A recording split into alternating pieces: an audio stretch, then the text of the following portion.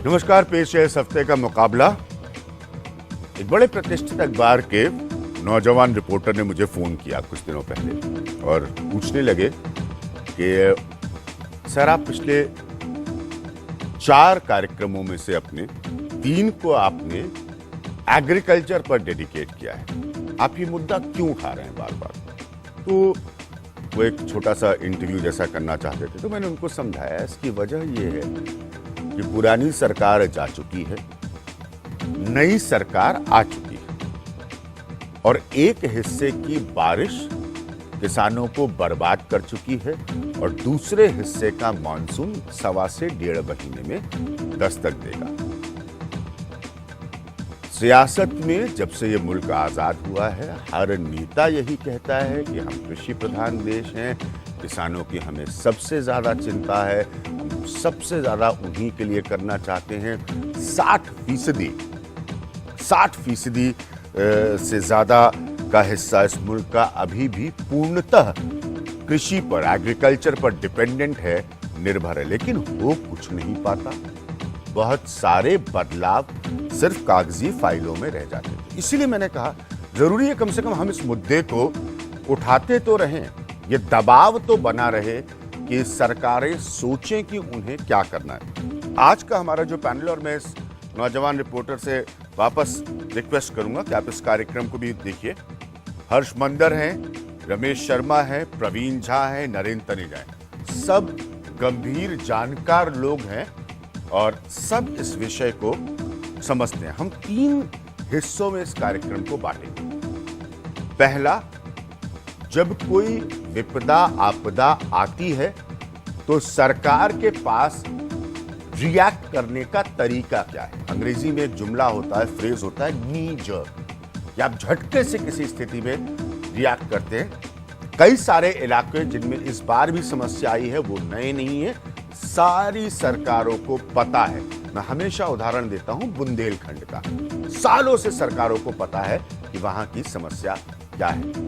दूसरा विषय कि आप दूरगामी तरीके से, जो खुद नरेंद्र मोदी उठा रहे हैं, किसान को साहूकार के कर्ज के रिश्ते से क्या आप मुक्त करा सकते हैं। साहूकार के कर्ज के रिश्ते से ये नरेंद्र मोदी जाकर आरबीआई की कॉन्फ्रेंस में कह रहे हैं, जरा मेरी बात ध्यान से सुनिएगा।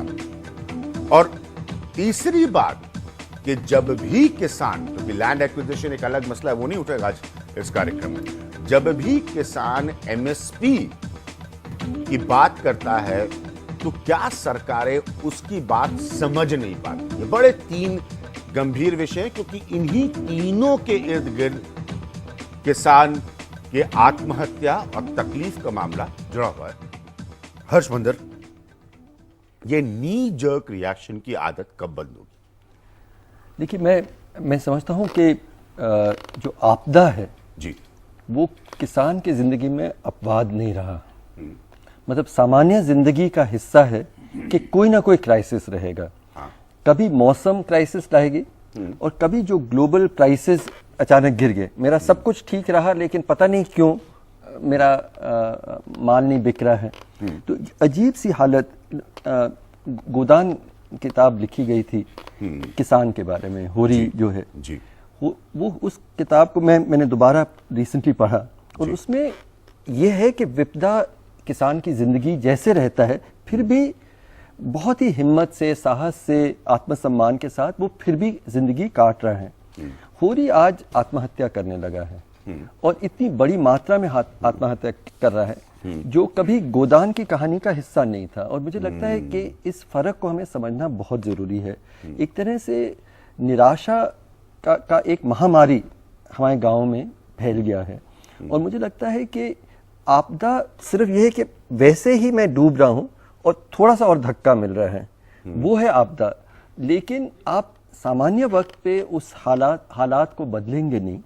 और कई चीजें हैं, मैं बहुत संक्षिप्त में 2 चीजें कहना चाहूंगा। मुझे लगता है कि एक तो पब्लिक इन्वेस्टमेंट, जो सरकार एक कृषि में लगभग 60% लोग उस पर निर्भर हैं, आज भी 15% जीडीपी का हिस्सा देती है और सिर्फ 5% सरकार का खर्च कृषि पर है और वो भी मोस्टली बड़े किसानों तो जो आपने एक उदाहरण दिया था और मैं किसी औद्योगिक घराने की तरफ इशारा नहीं करना चाहता हूं, लेकिन आप कहते हैं कि सरकारें किसी को 0.1% पर भी कर्ज देती हैं। तो मैं जब साहूकारों के मसले पर आऊंगा तो कर्ज का जो तरीका है, कर्ज की जो नीति है, वो भी डिस्कस होना बहुत जरूरी और है। बहुत जब जो नेशनलाइजेशन में कम से कम ये था कि बहुत बड़ा हिस्सा फॉर्मल क्रेडिट किसानों के पास जाने लगा था, वो बहुत संकीर्ण हो गया है। वो कम होता गया है। वो भी खत्म हो गया है और public investment, rural infrastructure, rural poor, वो सब बहुत मतलब हाशिए पे चला गया है। ये मुझे लगता है कि एक बहुत बड़ा सवाल है। और दूसरा जो किसान की अनिश्चितता, उसकी जिंदगी का जो हिस्सा है, अनिश्चितता जो हिस्सा बन गया है, और पूरी दुनिया में सरकार को किसान की सुरक्षा के लिए कुछ बेसिक उसके इनकम का की सुरक्षा बिल्कुल सही बात है। ये नी जर्क रिएक्शंस क्यों होते हैं राज्य सरकारों के, केंद्र सरकारों के, सबके? और मैं यहां पे कोई कांग्रेस, बीजेपी, फलाना पार्टी, ढिमाका पार्टी की बात नहीं कर रहा, जबकि सबको पता है। मैं उत्तर प्रदेश का हूं, मैं पता नहीं कितने सालों बाद बुंदेलखंड गया था, कुछ सालों पहले कितनी बार। तो बुंदेलखंड की समस्या जानना किसी सरकार के लिए नई बात नहीं है। कितनी राज्य सरकारों ने, तो वहां पर बारिश हो रही है या सूखा पड़ रहा है, दोनों स्थिति में आप बुंदेलखंड जानते हैं, फिर भी बुंदेलखंड पर रिएक्ट करने की जरूरत है। देखिए, मुझे लगता है कि जब हम लोग विद्यार्थी थे और जब पढ़ते थे तो भारतीय कृषि को इस देश की अर्थव्यवस्था की रीढ़ कहा जाता था और कहते थे कि भारतीय कृषि मानसून का जुआ है। जब मानसून ठीक होगा तो भारतीय कृषि भी जो है वो बहुत समृद्ध होगी। लेकिन मुझे लगता है कि अब भारतीय कृषि केवल मानसून का जुआ नहीं, बाजार का भी जुआ हो चुका है। और बाजार की इसमें एक बहुत बड़ी भूमिका है। आप केवल यदि कर्ज की बात यदि करें, कर्ज तो एक बहुत छोटा सा हिस्सा है पूरे बाजार तंत्र का।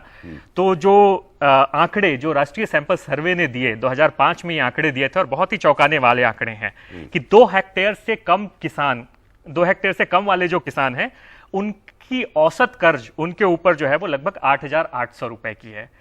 4 से 10 हेक्टेयर वाले जो किसान जो हैं, उनके ऊपर जो औसत कर्ज है वो लगभग 42,000 रुपए की है। और जो 10 हेक्टेयर से अधिक वाले जो किसान हैं, उनके ऊपर औसत कर्ज 76,000 रुपए की है। तो इसका मतलब ये है कि जैसे जैसे कृषि बाजार पे ज्यादा निर्भर होता है, वो ज्यादा से ज्यादा और कर्ज ले रहा है, और जितना ज्यादा कर्ज ले रहा है उतनी ही ज्यादा वो तबाही की ओर बढ़ रहा है। चाहे वो साईनाथ जी के आंकड़े हो, चाहे नेशनल क्राइम ब्यूरो के आंकड़े हो, वो सबके सब आंकड़े केवल इसी दिशा की ओर जो है वो दर्शा रहे हैं। मुझे लगता है कि जो राज्य की जो बड़ी भूमिका जो हो सकती थी, और जो उस भूमिका को जो उन्होंने नहीं किया, कि कृषि का बजट देखें। कृषि का बजट लगातार घटते क्रम में है। कृषि का योगदान जरूर बढ़ रहा है हमारी पूरी अर्थव्यवस्था में, लेकिन कृषि के क्षेत्र में जो बजट का जो हिस्सा है वो लगातार कम हो रहा है। अब यदि केवल 2005 से लेके अब तक 2014 तक जो किसानों को राहत के नाम पे, या जिनकी आत्महत्या हुई, मैं तो उनको हत्या कहना चाहूंगा, जिनकी हत्या हुई जिन किसानों की, उनको लेके जो सरकार ने जो मुआवजा दिया, उसकी यदि इस पूरे बजट से तुलना करें तो आपको बहुत ही आश्चर्यजनक आंकड़े बहुत कम, बिल्कुल सही बात, बहुत कम नजर आए। प्रवीण झा, ये जो नी जर्क एकदम से सरकार, जैसे कह रहे हैं ना कि आप हर, देखिए ये अजीब सी विडंबना है। मुझे लग रहा है कि शायद आप लोगों को ये विषय जो है अपने जरा समझिए। मैं ये कहना नहीं चाहता कि सब लोग चिल्लाने लगे, मैं इस तरह की बहस कभी नहीं कराता, लेकिन समझिए क्योंकि हर व्यक्ति किसानों की बात करता है जहां तक सियासत का ताल्लुक है। फिर ये हकीकत है, ये जो झटके से रिएक्शन, अब यहाँ अच्छा अब ये असेसमेंट होगा, अब उसमें असेसमेंट में भ्रष्टाचार, उसमें किसान मुंह से कह नहीं पा रहा है, लाला से कर्ज लेकर बैठा हुआ है साहूकार से, आप पहुंच गए कोई अभिज्ञान प्रकाश जैसे मूर्ख सरकार के दबाव में, वो कागज पर असेसमेंट कर रहा है, ये फाइल बनकर फिर सबसे ऊंचे अफसर के पास जानी है, फिर सरकार के पास आनी है, और जैसे रमेश जी ने कहा कि बजट का तकरीबन 10% शायद मुआवजे में तब्दील होगा।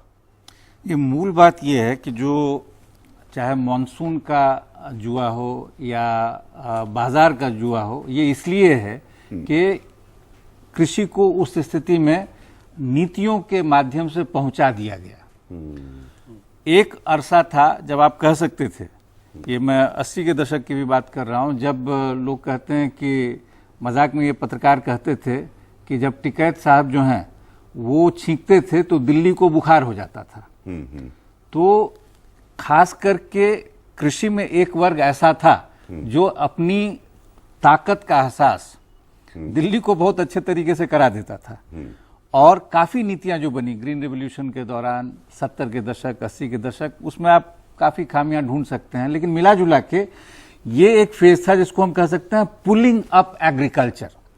60 का दशक जो था उसमें हमें बड़ी गहरी मार पड़ी, चूंकि हमने कृषि को नेग्लेक्ट किया हुआ था।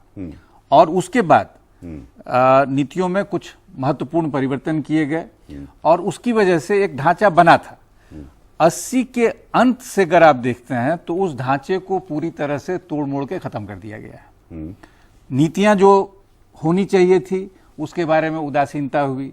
तो जिसको हम नव उदारीकरण वाला दौर कहते हैं 91 के बाद से लेके आज तक, अभी हालत ये है कि आप किसी भी चीज को पकड़ लीजिए, जैसे हर्ष भाई और रमेश जी ने कहा कि पब्लिक इन्वेस्टमेंट जो वो निवेश है उसमें जबरदस्त गिरावट आई क्या है। बाजार को स्वाभाविक, उसका मैं नरेंद्र को पूरा समय दूंगा, स्वाभाविक तौर पर कृषि को नहीं सपोर्ट करना चाहिए था? क्योंकि दुनिया की जितनी भी डेवलपिंग इकोनॉमीज हैं, अगर उनकी काम का स्तर, उनके परफॉर्मेंस का स्तर, उनके आर्थिक दायरे का स्तर बेहतर हुआ है तो उसमें कृषि या कृषि के एक बहुत बड़े हिस्से का योगदान है। ये सब आप लोग इंटरनेशनली जो बदलता वर्ल्ड ऑर्डर है उसके हिसाब से आप जानते हैं इस बात को। यहीं पे जो एक पूरा एक आपका जो समाज का आर्थिक कृषि ढांचा को कमजोर करके एक विकासशील अर्थव्यवस्था की तरक्की नहीं सोच सकते। हाँ, अब बिल्कुल बिल्कुल नहीं सोच सकते हैं। और ये बात जग जाहिर है, जिन लोगों ने इस पे ढंग से काम किया है सभी लोग जानते हैं इसको। लेकिन अगर आप कहीं और से 10% ग्रोथ पा सकते हैं, वो ग्रोथ भले ही जो है वो लूट खसोट के हो, चाहे माइनिंग के माध्यम से हो, चाहे किसी और सेक्टर के माध्यम से हो, कुछ अगर आपको इस तरीके के रास्ते दिखाई देने लगते हैं तो सरकार को भी लगता है चलिए भाई, हम बड़ी बहस में जा रहे हैं, लेकिन फिर भी मेरा प्रश्न वही मूल्य के तो एकदम से क्यों रिएक्शन? नहीं तो हुआ ये कि स्थिति जब इतनी चरमरासी गई है तो अब होता है क्या, अच्छा अभी आपदा आई तो चलिए हम कुछ कर देते हैं। ठीक है, नहीं आपसे भी यही प्रश्न है मेरा। जैसे मैंने कहा कि 3 हिस्सों में इन तीनों पॉइंट्स को, उसके बाद किसान को कर्ज कैसे मिलता है, हम अगले हिस्से में उस पर आएंगे। क्यों होता है ये नी जर्क रिएक्शन सरकारों का? देखिए, मुझे ऐसा लगता है कि नी जर्क रिएक्शन वही इस तरीके से जिस तरीके से होता है उसकी असली वजह यह है कि जो नीति निर्माण करते हैं, जो देश को चला रहे हैं या राज्यों को चला रहे हैं, जिनके पास पॉलिटिकल पावर है, जिनके पास इकोनॉमिक पावर है, वो काफी हद तक उसको अब उनके बीच में और किसानों के बीच में, वो दुनिया जो किसानों की है उसके बीच में बहुत बड़ा गैप आ चुका है। इजराइल में क्या हो रहा है उस पर रिएक्ट वो कैसे करें वो जानते हैं। पाकिस्तान का कोई डेवलपमेंट हुआ उसमें कैसे रिएक्ट करें उसके लेकर के तो आजकल सोफिस्टिकेशन आ चुका है, बहुत अच्छी तरह जानते हैं। चीन में क्या हुआ वो जानते हैं। पर अपने ही दिल्ली शहर से 70 किलोमीटर अगर ओले पड़े, 50 किलोमीटर नहीं 50 किलोमीटर अगर ओले पड़े और एक किसान ने जब अपनी वो खेत पे गया, उसको देखकर वो भयभीत हो गया और उसने आत्महत्या कर ली, उसको कैसे हैंडल करें वो नहीं जानते, क्योंकि वो उस किसान को नहीं जानते, वो उसकी अर्थव्यवस्था को नहीं जानते, वो उसकी सोच की प्रॉब्लम है। आप बीजेपी नहीं, मैं किसी पार्टी की बात नहीं कर रहा, मैं यहाँ पे स्वतंत्र व्यक्ति, एक स्वतंत्र भारतीय के रूप में खड़ा हूं, मेरे कोई पॉलिटिकल एफिशिएंसी की मैं यह बात नहीं कर रहा। अच्छा, अब उसमें वहां उसको वो जानते ही नहीं कैसे रिएक्शन करें। एक समय होता था जब किसान को लेके या कृषि को लेके संसद में बहस होती थी तो सबसे अहम बहस होती थी, अब नहीं होती वो। अब तमाम सारे लोग जो अपने को पेश करते हैं कपड़े इस तरह से पहन के कि वो किसान के बारे में बहुत कुछ जानते हैं, दरअसल वो ज्यादा समय दिल्ली में गुजारते हैं, लखनऊ में गुजारते हैं, पटना में गुजारते हैं, नहीं जानते वो भी। उनकी प्रायोरिटीज बदल चुकी हैं। तो ये जो हो गया है कि 30% लोगों का भारत, जिसमें कौन सी गाड़ी लेनी है, कौन सा मोबाइल फोन लेना है, कहां हॉलिडे पे जाना है, वो भारत, और वो 70% लोगों का भारत। देश में 70% लोग ऐसे हैं जिनकी घर की हाउस होल्ड की मासिक आय 6,500 रुपए महीना से कम है। हाउस होल्ड की, व्यक्ति की नहीं। 70% लेटेस्ट डेटा है हमारे देश के अंदर, यानी कुल मिला के $100 से कम हाउस होल्ड, और उसकी आधी है किसान की। लोग हमारे देश में सिक्योरिटी की बात करते हैं, खतरे की बात करते हैं, जो लोग देश को चला रहे हैं, जिनके पास दिमाग की ताकत है, बंदूक की ताकत है, कानून की ताकत है, वो सारे लोग अब उन लोगों से दूर हो गए हैं जो कि देश के लिए खाना पैदा करते हैं, दूध उत्पन्न करते हैं, सब्जियां भी बनाते हैं, सब कुछ करते हैं। तो ये जो 30% लोग, इनको अब ये नहीं पता कि इनसे कम्युनिकेट कैसे करें। 3 बातें बहुत स्पष्ट निकल कर आई मेरे अपने तजुर्बे से। महाराष्ट्र से लेकर बुंदेलखंड तक मैंने बहुत यात्रा की। सवाल बड़ा सिंपल सा है, किसान को पैसा चाहिए होता है जिससे वो खेती में निवेश करे, अपनी खेती में, और वो पैसा उसको उस समय चाहिए होता है। जरा आप समझिए, वो दूसरा काम क्या करता है कि वो किसी बड़े अधिकारी तक नहीं पहुंच सकता, मैंने एक दफे देखा था फॉर्म, बनारस के एक गांव के भीतर मुझे दिखाया गया था कि जो फॉर्म लोग भरने की उम्मीद करते हैं, कम से कम मेरे जैसा आदमी तो फॉर्म ना भर पाएगा, तो किसान से वो फॉर्म उस तरह के कर्ज के भरवाए जाते हैं जो कि किसान समझ नहीं पाता। उसकी सरकार की भाषा हर्षमंदर आपसे बेहतर कौन जानता है, जो लिखी होती है वो आप और नरेंद्र तनेजा हम भी नहीं समझ पाएंगे। ये किसान से भरवाया जाता है फॉर्म, जिसके आधार पर उसको सरकार से लोन मिलेगा। जब वो सारी घबराहटों से गुजरता है और उसको बताया जाता है कि भाई, वो कह रहा है मेरी फसल कटनी है, वो फसल खड़ी हुई है, काटने के लिए बाजार में ले जाने के लिए पैसा चाहिए मुझे, तो कोई सरकारी अफसर उसको कहता है कि भाई ये वाला फॉर्म जो आप समझ नहीं पा रहे हैं वो भर दीजिए, और उसके 2 महीने बाद आपको इतने इतने प्रतिशत पर वो पैसा आएगा। किसान परेशान होता है, कहता है क्या करूं।